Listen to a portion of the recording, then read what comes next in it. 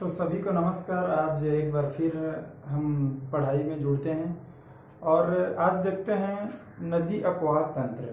नदी अपवाह तंत्र में देखेंगे कि हम भारत में जितनी भी नदियां हैं उनके बारे में देखेंगे कि कहाँ से कौन सा नदी का उद्गम है, कितनी दूरी है, कहाँ से कहाँ बहती है, वो सब चीज़ हम आज देखेंगे। तो स्टार्ट करते हैं। तो नदी तंत्र दो प्रकार का होता है। एक तो जो हिमालय से नदियां निकलती है, जो 12 माह तक पूरा बर्फ के पिघलने से जो नदी बनती है उसको बोलते हैं 12 मासी नदियां या फिर हिमालय से निकलने वाली नदियां। दूसरी होती है प्रायद्वीपीय नदियां, जो ये मैदानी इलाकों में पाई जाती है, उनको बोलते हैं प्रायद्वीपीय नदियां। ये क्या होता है, वर्षा पर ही निर्भर होता है। बारिश होता है तो फुल हो जाता है और बारिश नहीं होता तो सूखा भी हो जाता है, तो इनको बोलते हैं प्रायद्वीपीय नदियां। तो देखते हैं सबसे पहले हम हिमालयी नदियां, हिमालय से निकलने वाली नदियां। तो हिमालय से निकलने वाली सबसे पहली नदी देखते हैं सिंधु नदी। सिंधु नदी आपका इस प्रकार से बहती है। ये क्या है, मानसरोवर है। मानसरोवर से निकलती है। मानसरोवर से निकलकर आपका जम्मू कश्मीर से टच करते हुए क्या होता है, ये आपका अरब सागर में जाके क्या होता है, गिर जाती है। अब हम देखते हैं कि इसकी लंबाई कितनी है। तो इसकी लंबाई है 2900 किलोमीटर। सिंधु नदी है, उसकी लंबाई कितनी है, 2900 किलोमीटर। यहाँ मानसरोवर झील से उद्गम है इनका और अरब सागर में जाके गिरती है। उसके बाद देखते हैं हम इनकी सहायक नदियां कौन कौन सी है। तो सबसे पहली देखते हैं चिनाब नदी। इनकी सहायक नदियां इस प्रकार से, ये चिनाब है, ये हो गया आपका सिंधु, ये हो गया आपका चिनाब, ये चिनाब हो गया। उसके बाद हम देखते हैं चिनाब नदी में ऊपर और नीचे से एक एक नदियां मिलती हैं। तो ऊपर से कौन नदी मिलती है, यहां से आपका झेलम नदी मिलती है, यहां से आपका झेलम, और नीचे से चिनाब नदी में क्या मिलती है, रावी नदी, रावी। तो ऊपर से झेलम नदी और नीचे से रावी नदी चिनाब नदी में मिलती है, और चिनाब नदी किसमें जाती है, सिंधु नदी में। उसके बाद यहीं से क्या होता है, सतलज नदी निकलती है। जो सतलज नदी होते हैं वो सीधा यहीं चिनाब नदी में जाकर ये भी मिलती है। ये भी मानसरोवर से निकलती है सतलज नदी। उसके बाद क्या है, सतलज नदी में ही ये ऊपर से आकर आपको क्या मिलती है, व्यास नदी। इस प्रकार हम जो देखते हैं सिंधु घाटी सभ्यता हम लोग पढ़े, उसी कारण उनका सिंधु घाटी सभ्यता था, क्योंकि जो जितनी भी सभ्यता थी वो सिंधु नदी के आसपास थी, और उनको हम पंजाब के नाम से जानते थे। पंजाब क्यों कहते थे, क्योंकि 5 नदी जो सिंधु, झेलम, रावी, चिनाब, सतलज, व्यास, ये पांचों को मिलाकर हम क्या कहते थे, पंजाब। तो ये हो गया आपका सिंधु नदी की सहायक बोले तो आपका झेलम, सतलज, रावी, चिनाब और व्यास। ये हो गया आपका सिंधु नदी अपवाह तंत्र। इसमें हमको एक चीज देखना है कि सिंधु जल समझौता हुआ था। सिंधु जल समझौता यह हुआ था 1960 में हुआ था। इसके तहत, इस समझौता के तहत भारत जो है, भारत सिंधु नदी का केवल 20% जल ही आपका क्या कर सकता है, उपयोग कर सकता है। बाकी 80% जल आपका पाकिस्तान उपयोग करेगा। ये इधर 80% लगभग हिस्सा क्या है, इधर पाकिस्तान है ऐसे। तो ये हो गया, पाकिस्तान आपका क्या करेगा, 80% जल का उपयोग करेगा और 20% जल का उपयोग आपका भारत करेगा। इस प्रकार यह सिंधु नदी जल समझौता 1960 में हुआ था। तो हमको ये अलग से याद रखना है। और इनकी सहायक नदियां कहाँ से निकलती है, मानसरोवर झील से निकलती है। कहाँ पे उनका समापन होता है, तो अरब सागर में होता है। कितनी लंबाई है, तो 2900 किलोमीटर लंबाई है। इतना चीज हमको सिंधु नदी के बारे में जानना है। आगे हम देखते हैं क्या, ब्रह्मपुत्र नदी। ब्रह्मपुत्र नदी भी मानसरोवर से निकलती है आपका, और ये ब्रह्मपुत्र नदी ये तिब्बत होते हुए आपका अरुणाचल प्रदेश से आपका भारत में प्रवेश करती है, और यहां से होते हुए ये है आपका बांग्लादेश। ये क्या है आपका, बांग्लादेश, और यहां से फिर आपका क्या होता है, बंगाल की खाड़ी में गिर जाती है, बंगाल की खाड़ी। इस प्रकार हम देखते हैं कि इनको क्या क्या नाम से, सबसे पहले तो ये मानसरोवर झील से निकलती है, मानसरोवर। अभी देख रहे हैं हम क्या, ब्रह्मपुत्र नदी। ब्रह्मपुत्र नदी देख रहे हैं, इसकी भी लंबाई आपका सेम 2900 किलोमीटर है। सिंधु नदी की भी लंबाई 2900 किलोमीटर है और ब्रह्मपुत्र नदी की लंबाई भी 2900 किलोमीटर है। तो ये भी मानसरोवर झील से निकलकर क्या होता है, यहाँ पर इसको तिब्बत में क्या नाम से जाना जाता है, सांगपो नाम से जाना जाता है, सांगपो। और जैसे ये अरुणाचल प्रदेश में जो जिस स्थान से प्रवेश करती है उसको हम क्या बोलते हैं, नामचा बरवा, नामचा बरवा के नाम से जाना जाता है, नामचा बरवा। अरुणाचल प्रदेश में जिस स्थान से प्रवेश करती है उसको हम नामचा बरवा के नाम से जाने जाते हैं। उसके बाद ये आगे जाकर क्या नाम से, फिर जब बांग्लादेश में प्रवेश करती है तो इसको हम लोग क्या कहते हैं, जमुना। बांग्लादेश में ये जमुना के नाम से जाना जाता है। और अंत में हम क्या देखेंगे इसमें, जब गंगा नदी भी इस प्रकार से उद्गम होती है, गंगा नदी भी देख लेते हैं, यहीं से आपका क्या निकलेगा, गंगा नदी। गंगा नदी इस प्रकार यहां से होते हुए ये आपका इस प्रकार बांग्लादेश से आपका कहाँ जाती है, और ये आपका ब्रह्मपुत्र आके यहाँ मिल जाता है। ब्रह्मपुत्र और गंगा नदी आपका बांग्लादेश में आके क्या होता है, मिल जाता है।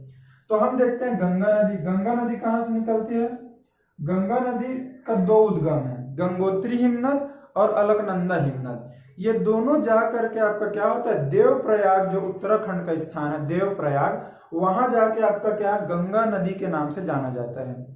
और जैसे ये हरिद्वार में पहुंचता है, उत्तराखंड हरिद्वार, तो फिर वो पहाड़ी क्षेत्र को छोड़कर क्या हो जाता है, मैदानी क्षेत्र में बहने लगता है। इस प्रकार हम देखते हैं ये यहाँ से आपका क्या करेगा, उत्तराखंड होते हुए उत्तर प्रदेश, आपका यहाँ से बिहार होते हुए पश्चिम बंगाल होते हुए बांग्लादेश से आपकी बंगाल की खाड़ी में जाके गिरती है। तो इसका बताने का तात्पर्य यह था कि जब ये ब्रह्मपुत्र नदी और गंगा नदी आपस में मिलती है तो ये किस नाम से जानी जाती है, मेघना। मेघना के नाम से जानी जाती है जब गंगा नदी और ब्रह्मपुत्र नदी आपस में मिलती है, और बंगाल की खाड़ी में गिरने से पहले ये मेघना के नाम से जानी जाती है। तो ये है आपका गंगा नदी। तो गंगा नदी की सहायक नदी देखते हैं, आपका यहां से आपका दायां भाग होते हुए यहां से आपका यमुना नदी आएगा, यमुना नदी।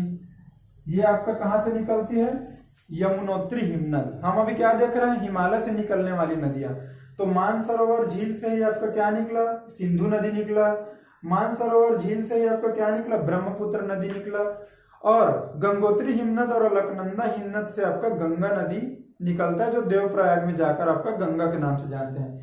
चौथा हम लोग देख रहे हैं, यमुना नदी का उद्गम यमुनोत्री हिमनद से होता है।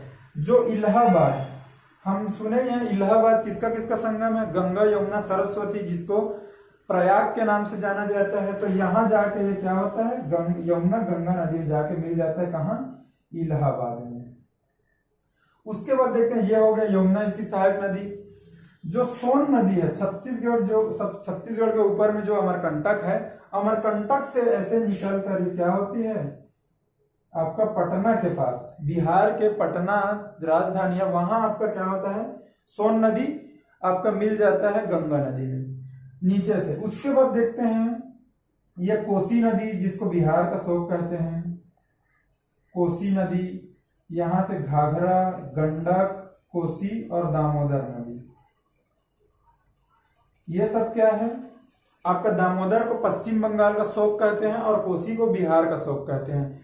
तो घाघरा हो गया, गंडक हो गया, कोसी हो गया, दामोदर। इस प्रकार गंगा नदी की सहायक नदी बोले तो कौन कौन सा हो गया, आपका यमुना, सोन, घाघरा, गंडक, कोसी और दामोदर। इस प्रकार ये आपका यमुना नदी की सहायक नदी हो गया। इसकी दूरी देख लेते हैं, आपका दूरी किसका, गंगा नदी का दूरी देख रहे हैं हम लोग 2510 किलोमीटर। इस प्रकार गंगा नदी की कितनी लंबाई है, 2510 किलोमीटर गंगा नदी की लंबाई हो गया। और ये हो गया सहायक नदी, कहां से निकलती है, आपका गंगोत्री हिमनद और अलकनंदा हिमनद से, और कहां जाके आपका गिरती है, बंगाल की खाड़ी, बे ऑफ बंगाल में आपका क्या होता है, आपका गंगा नदी गिरती है। तो इतना हो गया। हम इतना ही देखते हैं कि उसका उद्गम कहाँ होता है, समापन कहाँ होता है, उसकी दूरी कितना है, सहायक नदी कितना है। तो गंगा नदी में हम एक इंपॉर्टेंट चीज क्या देखेंगे, आपका सुंदरबन का डेल्टा। सुंदरवन का आपका डेल्टा, जो विश्व का सबसे बड़ा डेल्टा है, जो पश्चिम बंगाल में पाया जाता है, सुंदरवन का डेल्टा विश्व का सबसे बड़ा डेल्टा। ब्रह्मपुत्र में हम एक देखने वाले थे, ब्रह्मपुत्र नदी में विश्व का सबसे बड़ा नदी द्वीप क्या होता है, माजुली। जो विश्व का सबसे बड़ा नदी द्वीप माजुली आपका किसमें पाया जाता है, ब्रह्मपुत्र नदी में। तो ये हो गया आपका हिमालय से निकलने वाली नदी। 4 नदी के बारे में देखें, सबसे पहला सिंधु नदी, दूसरा ब्रह्मपुत्र नदी, तीसरा आपका देखें गंगा नदी। ये तीनों क्या है, आपको हिमालय से निकलने वाली नदियां हैं, और ये नदियां 12 मासी होती है, जो 12 महीने बहती रहती है। अगला हम देखते हैं प्रायद्वीपीय नदियों के बारे में देखेंगे आगे। आपका देखते हैं प्रायद्वीपीय नदियां। प्रायद्वीपीय नदियां कहने का तात्पर्य है कि जो सिर्फ बारिश पर निर्भर होती है, बरसात के समय फुल हो जाती है और जो गर्मी का समय आता है तो वो सूख जाती है। तो हम देखते हैं प्रायद्वीपीय नदियां कौन कौन सी है और कहां से क्या निकलती है। तो सबसे पहले हम देखते हैं आपका ये है पश्चिम की ओर बहने वाली नदी। पश्चिम की ओर बहने वाली नदी में आपका 2 नदी विशेष रूप से देखना है। सबसे पहला आपका क्या है, नर्मदा नदी, नर्मदा नदी, और दूसरा क्या है, ताप्ती नदी। तो ये दोनों को हम देखते हैं। ये सबसे पहले तो समझने की कोशिश करेंगे कि ये है अरब सागर और ये है बंगाल की खाड़ी। तो जो अरब सागर में जो नदी गिरती है वो क्या करती है, आपका एस्चुरी, जिसको हिंदी में क्या बोलते हैं, ज्वार नद मुख, ज्वार नद मुख का निर्माण करती है।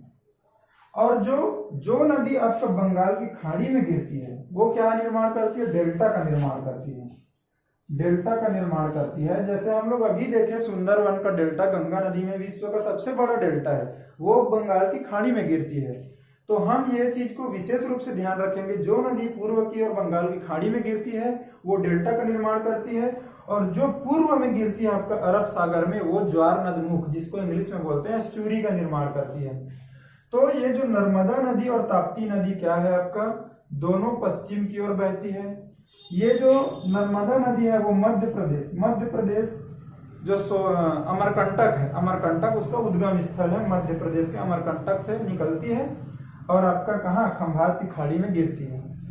दूसरा नदी ताप्ती नदी देखें, ताप्ती नदी क्या है, मध्य प्रदेश के बैतूल जिले से निकलती है और वैसी सेम आपका नर्मदा नदी के समानांतर बहते हुए अरब सागर में गिरती है। दोनों भ्रंश घाटी का निर्माण, नर्मदा नदी और ताप्ती नदी क्या है, आपका पश्चिम की ओर बहने वाली नदियां हैं और भ्रंश घाटी का निर्माण करती है तथा ज्वार नदमुख एस्चुरी का निर्माण करती है। अब देखते हैं आपका पूर्व की ओर बहने वाली नदी कौन सी है।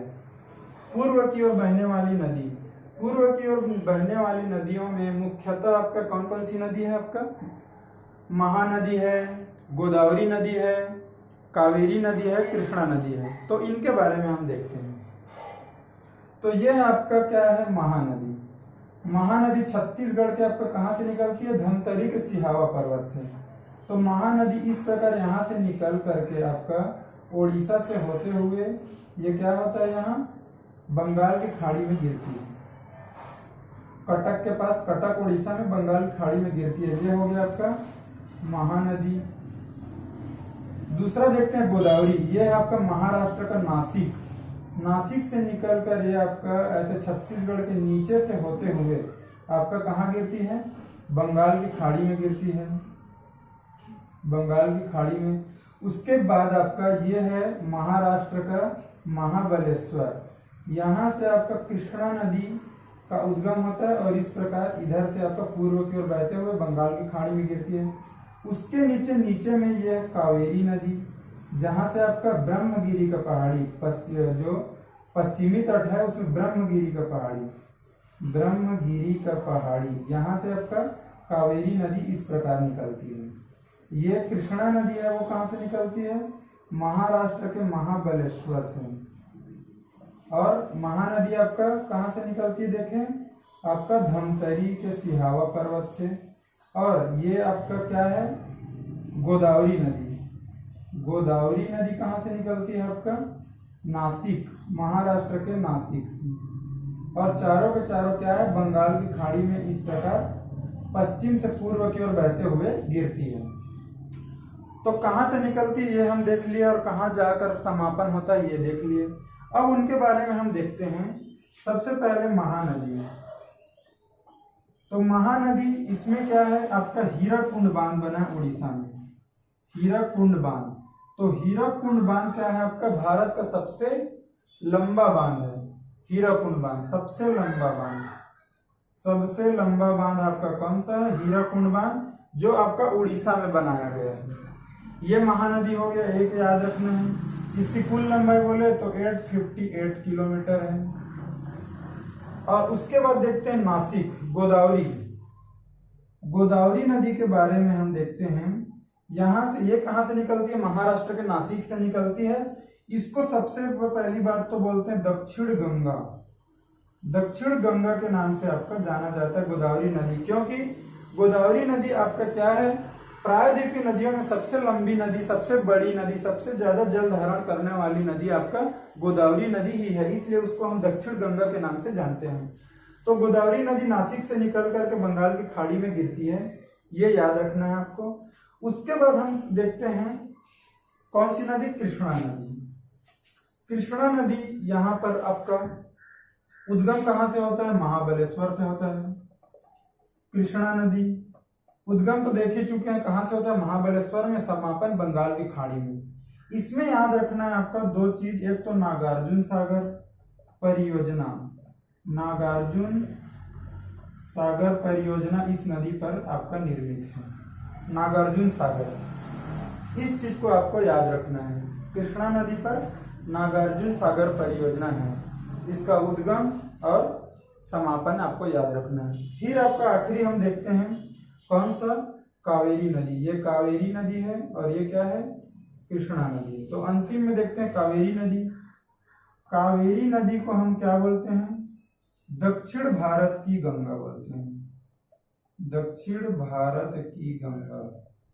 अभी हम गोदावरी को क्या बोले थे, केवल दक्षिण गंगा, सिर्फ इसको ध्यान रखने वाली बात है, गोदावरी को हम दक्षिण गंगा बोले थे और कावेरी को दक्षिण भारत की गंगा के नाम से जाना जाता है। तो यह है आपका कावेरी नदी, दक्षिण भारत की गंगा कहा जाता है। इस प्रकार हम देख चुके हैं कि प्रायद्वीपीय नदियों में क्या क्या देखे, ताप्ती नदी, नर्मदा नदी, महानदी, गोदावरी नदी, कृष्णा नदी, कावेरी नदी। तो ये आपका वर्षा पर आधारित नदियां हैं जिसको प्रायद्वीपीय नदियां कहा जाता है। इसका उद्गम क्षेत्र हो गया, लंबाई हो गया और इनका समापन हो गया, इन पर बने हुए परियोजना आते हैं। तो अभी हम क्या देखते हैं, अगला शहर, कौन सा शहर किस नदी के किनारे पर बसा हुआ, ये हम आगे नदी के किनारे पर बसा है। तो सबसे पहले हम यहाँ शहर लिखेंगे और यहाँ क्या लिखेंगे, नदी लिखेंगे। तो सबसे पहले हम क्या देखते हैं, दिल्ली देखते हैं।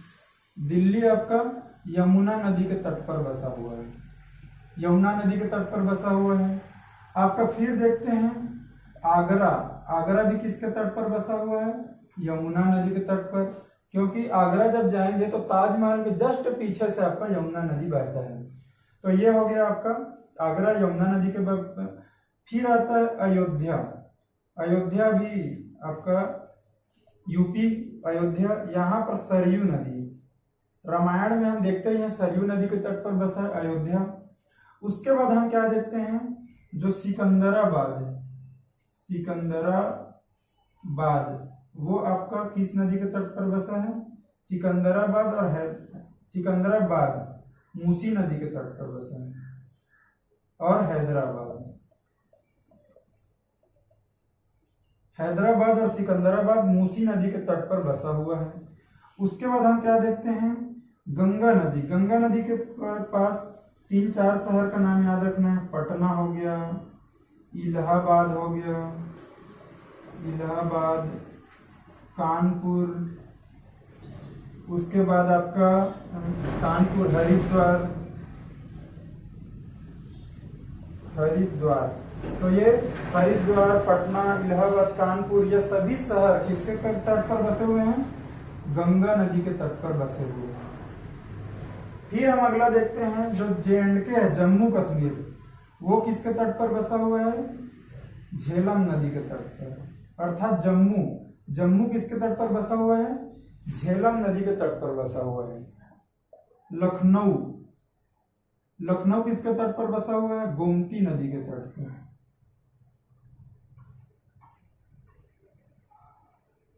लखनऊ गोमती नदी के तट पर बसा हुआ है।